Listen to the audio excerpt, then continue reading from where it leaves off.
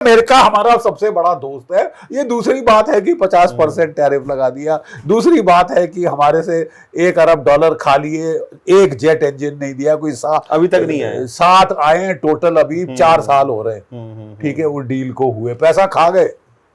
ठीक है साहब, बांग्लादेश में गदर, श्रीलंका में गदर, नेपाल में गदर, ठीक है, कुकी लैंड बना रहे हैं मणिपुर मिजोरम में। मतलब छोड़ा क्या है यार आपको नुकसान पहुंचाने का? छोड़ा क्या है उसने? क्या कसर क्या छोड़ी? और आप है कि हमारा दोस्त है। यार तुम्हारा दोस्त हो गया यार, हमारा तो नहीं है।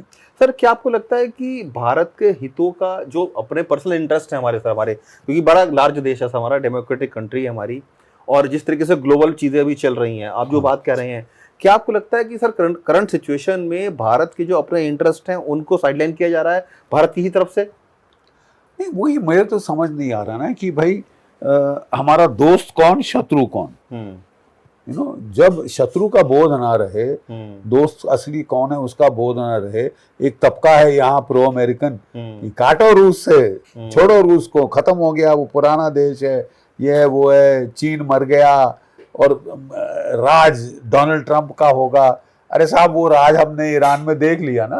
क्या हालत है? एक मिडिल टायर पावर के 83 दिन हो गए, अभी तक घुटने नहीं टिका पाए। वो कह रहा है मैं लड़ने को तैयार हूं, तुम्हारी बस हो गई तो दूसरी, तो तुम अपनी जानो।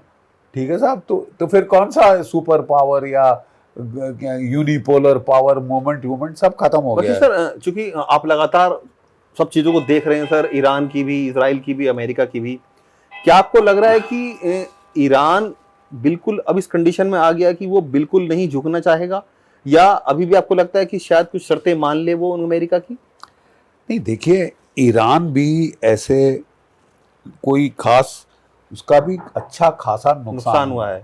ठीक है साहब, तो वो बेवजह तो वो भी नहीं लड़ना चाहता, लेकिन वो घुटने भी नहीं टेकना चाहता। खासकर अगर वो लड़ाई में अपना वर्चस्व बना के रखा है, पीठ सीधी रखी है और अच्छी तरह से मार वापस लगाई है, तो कोई रीजन नहीं है कि वो अपने घुटने टेक दे। अब डोनाल्ड ट्रंप की मीठी मीठी बातें सुन के, या डोनाल्ड ट्रंप चीन से गए हैं तो चीन से दबाव डलवाएं। चीन किस लिए गए थे? कि भाई ईरान पे दबाव डालो, मेरे को ऑफ रैंप दे दे। ठीक है, तो उन्होंने भी कह दिया कि साहब हम किस हद से आगे नहीं बोल सकते। उसको जिंदगी मौत की लड़ाई लड़ रहा है, उसको क्या बोले, मर जाओ, खुद को गोली मार लो। अरे क्यों क्या आपको लग रहा है कि सर इतने दिन से जो सीज फायर का एक नाटक चल रहा है, हाँ, ये वाकई में सीज फायर है, या अपने आप को दोबारा से ये रिबिल्ड कर रहे हैं, री इनकैश करने का कोशिश कर रहे हैं, या क्या आपको लग रहा है कि अब अगर लड़ाई के मैदान में अगर ये लोग गए, हाँ, तो भयावह स्थिति होगी, अपने आप को तैयारी कर रहे हैं लोग एक तरीके से? देखिए साहब, अमेरिका जो सिर मार के जो भी तैयारी करनी है कर ले, it will be more of the same. अगर 40 दिन की बॉम्बिंग से आप घुटने नहीं टिका पाए, तो क्या 3-4 दिन की बॉम्बिंग में क्या सरसवा कर लोगे? 3-4 दिन की बॉम्बिंग की और ही बात हो रही है ना, शॉर्ट बॉम्बिंग होगी, ये होगी, वो होगी। शॉर्ट कैसे मालूम? अब तो फिर उसके हाथ में होगा ना कि वो कितनी देर लड़ना चाहता है, फिर आपको लड़ाना चाहता है। तो देखिए साहब, अगर इन्होंने ये बेवकूफी करी दोबारा रिज्यूम करने की, गल्फ का तो सवा सत्यानाश हो जाएगा। अगर वहां के पावर प्लांट, अगर वहां के डिसैलिनेशन प्लांट सऊदी अरब में, यूएई में, इजराइल में हिट हो गए, 90% पीने का पानी वहां से आता है। जी बिल्कुल। जो तबाही आप गर्मी के मौसम में ये तबाही करना चाहते हैं, ऐसा कमीनापन हमने नहीं देखा आज तक कि मेरा कुछ नहीं होगा, मैं बचे रहूंगा। अबे तुम्हारे जो एलाइज हैं उनका क्या होगा? उनका क्या होगा कालिया? ये आपने सोचा है? बिल्कुल कि अगर 48 दिन से ज्यादा पानी के बगैर कोई जिंदा रह सकता है? 90% जिसका पानी वहां से आता हो, अगर वो ठुक गया, और आप ईरान में ठोक रहे हैं, यानी आप ईरान को उकसा रहे हैं कि तू उसका ठोक दे, मेरा पानी थोड़ी ना जाएगा, हम तो पानी पी रहे हैं, इनको मरने दे, हमारे को अपना दोस्त कहते हैं, इनको मरने दे। तो ये आप संकेत क्या दे रहे हैं ना? थोड़ा सा दिमाग में जो फतूर आया हुआ है, वो उनको यथार्थ की तरफ जागरूक होना पड़ेगा। जिस तरीके का ट्रम्प साहब का बयान आया है, घड़ी की सुइयां चल रही हैं, हाँ, और ईरान जल्दी करे वरना कुछ नामो निशान नहीं मिटेगा। वो तो धमकी वो तो कई दिनों से दिए जा रहे हैं ना, नामो निशान नहीं मिटेगा, नामो निशान। क्या कर लोगे आप? नहीं, क्या विकल्प क्या है? सिर्फ डरा रहे हैं बस। एयर बॉम्बिंग और करोगे?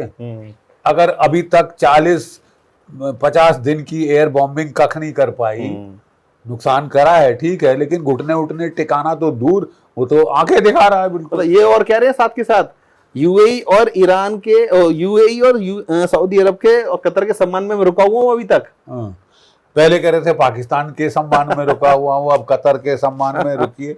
जिसके मर्जी के सम्मान में रुकना चाहते हैं, लेकिन रुके रहिए, बेवकूफी मत करना, फंस जाएंगे और दुनिया का तो बंटाधार तो हो ही जाएगा। ठीक है साहब। और प्रॉब्लम ये है कि ये fossil fuel drill baby drill ये सब शुरू किया था कि मैं तो तेल, ये सारी बकवास है। ग्लोबल वार्मिंग 50 डिग्री सेंटीग्रेड तो यहाँ पे टेम्परेचर होने वाला है। बिल्कुल ठीक है। आप कह रहे हैं ग्लोबल वार्मिंग सब लोगों के इमेजिनेशन में है, यहाँ तो असली फ्राई हो रहा है, भेजा फ्राई। ठीक है। तो आप कहना चाहते हैं कि मैं ग्रीन टेक्नोलॉजीज रोकूंगा, गैस और ऑयल पे वापस लाऊंगा दुनिया। जिस तरह से आपने गैस और तेल की कीमतें बढ़ाई, मेरे ख्याल कोई हैरत की बात नहीं होगी कि सारी दुनिया तेल छोड़ के ईवी पे आ जाए। और ईवी इस वक्त 60% दुनिया के चीन बना रहा है। Green technology, solar panel, wind turbine, आपके स्टोरेज बैटरीज, वो चीन बना रहा है। तो फायदा मुनाफा आप कमाना चाहते थे और सारा मुनाफा चीन की तरफ जाएगा। क्योंकि लोग कहेंगे साहब ये तो पागल आदमी है, इसका और ये तेल की लड़ाइयां कराता रहेगा। वेनेजुला का तेल इसका बाप का है, इसने पकड़ लिया, फिर चीन ईरान पे हमला कर दिया, अभी कनाडा पे हमले की सोच रहा है, ग्रीनलैंड पे करेंगे, क्यूबा पे करेंगे। ये तो पागल आदमी है यार। कल को हो सकता है कि पाकिस्तान जो इतना अच्छा दोस्त बना रखा है, कल को कह दे कि इसी को तोड़ो। हाँ, इसको तोड़ो। वो तो कोई इसका मतलब इसकी सनक का कोई ऐसा कहते हैं, कहा होता है ना सर, ऐसा कोई सगा नहीं जिसको ट्रम्प ने ठगा नहीं। नहीं, बहुत सही कह रहे हैं आप।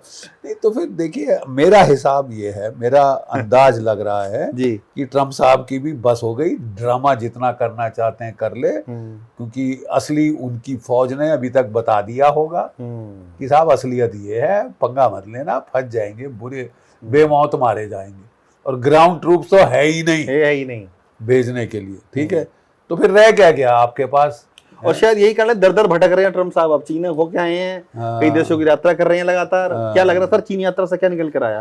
क्या चीन ने उनको ट्रैप किया है वहां पर कि नहीं, प्रेशर डाला कि भाई साहब आप शांति से रहो? नहीं, चीन ने रॉयट एक्ट उसको रीड आउट कर दिया है कि भैया हमारी प्राथमिकता है ताइवान। जी, ताइवान पे मत छेड़ना, नहीं तो युद्ध हो जाएगा। 2 शब्द में कह दिया, रॉयट एक्ट पढ़ दिया आपके लिए। और वहां से अपना सा मुंह लटका के आए कि मैं 500 मेरे जहाज खरीद लो। उन्होंने कहा 200 रख दे, बाकी रहने दे, अपने पास रख, हम भी बना रहे हैं अपने। तो मतलब ये अपनी इमेज को थोड़ा डाउन ही कर रहे हैं, जिस तरह सप्लिकेंट स्टेटस में गए। तो हॉर्मुज का क्या स्टेटस है अभी? किसका अभी कंट्रोल में है? अमेरिका के कंट्रोल में है या नहीं, ईरान के कंट्रोल में है? किस तरह की? ईरान की रजामंदी के बगैर आप कोई जहाज वहां से निकाल नहीं सकते। क्यों? क्योंकि जो पूरा उत्तरी तट है जी गल्फ ऑफ हॉर्मुज का, वो ईरान की कोस्ट है। वो चप्पे चप्पे पे फायर कर सकता है, चाहे ballistic missile, cruise missile, anti ship missile, drone. फिर उसकी फास्ट अटैक बोट्स हैं, वो घूम रही है दाएं बाएं। वहां पे कोई जहाज को वो जाने नहीं अगर नहीं जाने देना चाहती तो वो रोक सकती हैं, रोकने में सक्षम हैं। अच्छा, वो एक ब्लॉकेट लगा के बैठे हैं गल्फ ऑफ ओमान में, हट के दूर उनके मिसाइलों से। वहाँ अमेरिका साहब ने, साहिबान ने लगा रखा है कि जो भी आया है पहले मेरे से चेक कराओ, चेक कराओ। अब दुनिया तुम्हारी चेकिंग के टोल नाके बना दिए। टोल नाके पे टोल नाका हो गया है साहब। और असली प्रॉब्लम यह है कि जो गल्फ दुनिया की ऑयल जगलर वो बंद कर दी है साहब।